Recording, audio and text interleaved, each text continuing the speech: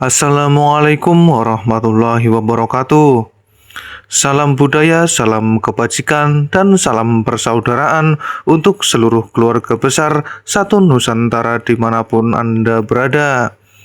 Semoga kita semua senantiasa diberikan kesehatan, keselamatan, dan kebijaksanaan dalam menjalani kehidupan.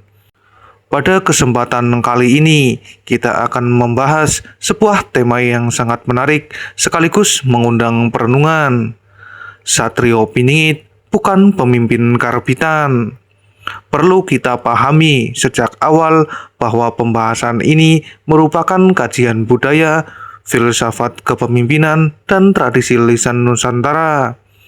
Kisah mengenai Satrio Piningit berasal dari berbagai kepercayaan masyarakat serta penafsiran terhadap ramalan-ramalan lama sehingga tidak dapat dipastikan sebagai fakta sejarah. Namun justru dari cerita-cerita inilah banyak nilai kehidupan yang dapat dipetik.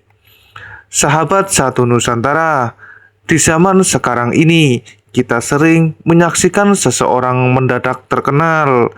Kemarin belum dikenal, hari ini sudah tampil di mana-mana. Kemarin belum memiliki pengalaman, hari ini sudah ingin memimpin banyak orang. Semua bisa serba instan. Popularitas bisa dibeli, pencitraan bisa dibuat, pengikut media sosial pun bisa ditambah. Tetapi karakter tidak bisa dipalsukan, kejujuran tidak bisa dibeli, dan kebijaksanaan tidak lahir dalam semalam. Dalam berbagai kisah Nusantara, Satrio Piningit justru digambarkan sebagai sosok yang mengalami perjalanan panjang sebelum akhirnya dipercaya memimpin.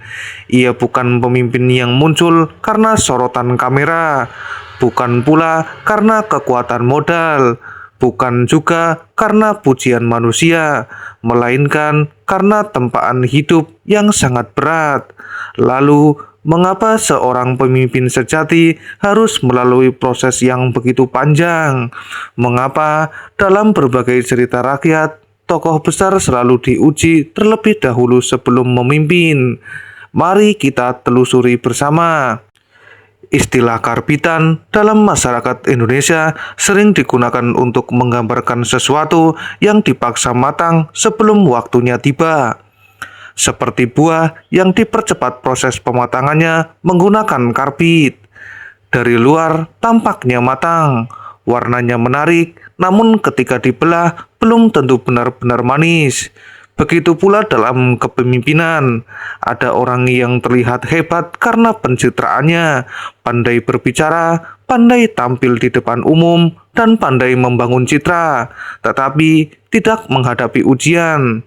Keputusan yang diambil justru sering keliru. Dalam filosofi Jawa dikenal pepatah, wit gede ora tuwuh sewengi. Artinya, pohon besar tidak tumbuh hanya dalam satu malam. Semua membutuhkan proses. Akar harus kuat terlebih dahulu, batang harus kokoh, barulah mampu menaungi banyak orang.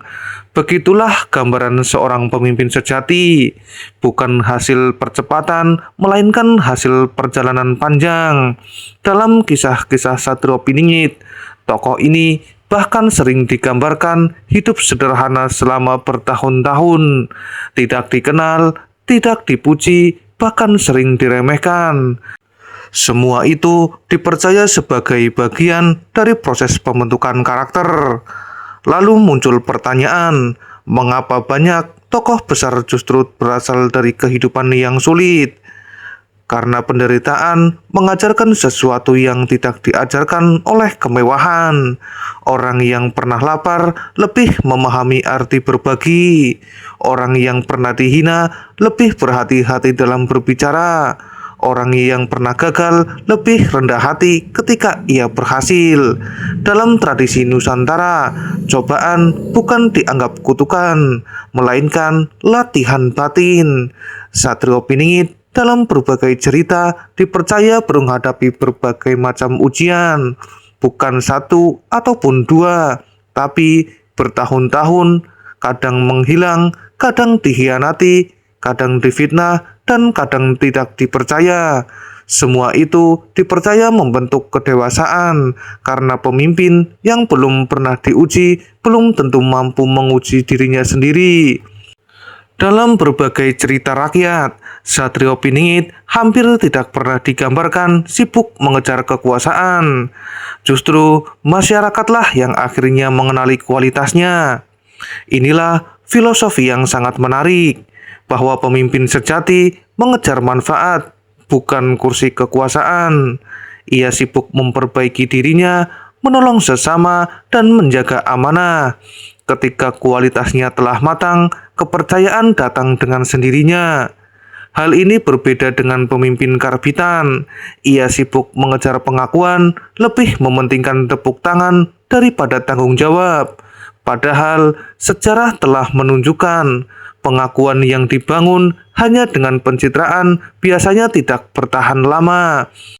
Apabila kita mengambil hikmah dari berbagai kisah Nusantara, maka seorang pemimpin yang matang setidaknya memiliki beberapa sifat. Pertama, tidak mudah marah. Kedua, mau mendengarkan sebelum berbicara. Ketiga, tidak silau dengan pujian. Keempat, tidak takut dikritik. Kelima, berani mengakui kesalahan. Keenam, mengutamakan kepentingan bersama. Dan ketujuh, tetap sederhana meski memiliki kekuasaan. Konon, sifat-sifat seperti inilah yang dipercaya menjadi bagian dari perjalanan batin Satrio Piningit. Bukan muncul secara tiba-tiba, melainkan ditempa oleh waktu. Karena waktu adalah guru yang tidak pernah berbohong. Sahabat Satu Nusantara, terlepas dari apakah seseorang mempercayai kisah Satrio Piningit atau tidak, ada pelajaran yang sangat berharga. Jangan terburu-buru ingin menjadi besar. Jangan iri melihat kesuksesan orang lain, karena setiap orang memiliki proses yang berbeda. Bisa jadi hari ini kita masih berada dalam masa belajar, masih sering gagal dan masih sering diremehkan. Namun bukan berarti kita sedang kalah. Bisa jadi kita sedang dipersiapkan untuk menjadi pribadi yang lebih kuat. Ingatlah sahabat Satu Nusantara, pohon yang akarnya paling dalam biasanya mampu bertahan menghadapi badai yang paling besar. Begitu pula pada manusia, semakin berat proses yang dijalani dengan sabar dan penuh integritas, semakin matang pula karakter yang terbentuk. Jika dalam tradisi lisan Nusantara, Satrio Piningit digambarkan bukan sebagai pemimpin karbitan, maka pesan moral yang dapat kita ambil adalah bahwa kepemimpinan sejati tidak lahir dari jalan pintas, melainkan dari ketekunan, pengorbanan, dan kesediaan terus belajar. Semoga kita semua dapat menjadi pemimpin yang baik, setidaknya bagi diri sendiri, keluarga, dan lingkungan sekitar. Terima kasih telah menyaksikan hingga akhir.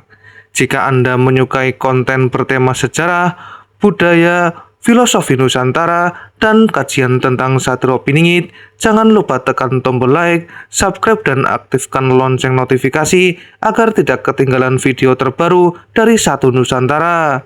Silakan tulis pendapat Anda di kolom komentar. Menurut Anda, apakah seorang pemimpin besar memang harus melalui proses perjalanan yang panjang dan berbagai ujian kehidupan? Sampai bertemu pada video berikutnya. Wassalamualaikum warahmatullahi wabarakatuh.